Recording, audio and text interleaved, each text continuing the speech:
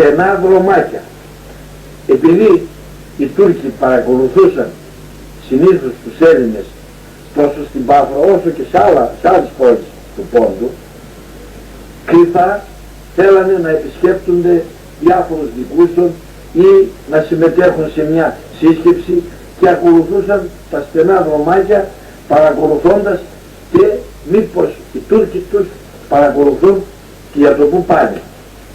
Με τις κινήσεις που δείχνουν αριστερά, δεξιά, μπρος, πίσω, παρακολουθούν στα στενά δρομάκια της πόλης, μη τυχόν τους ακολουθούν Τούρκοι και γι' αυτό προφυλάσσονται από τους Τούρκους.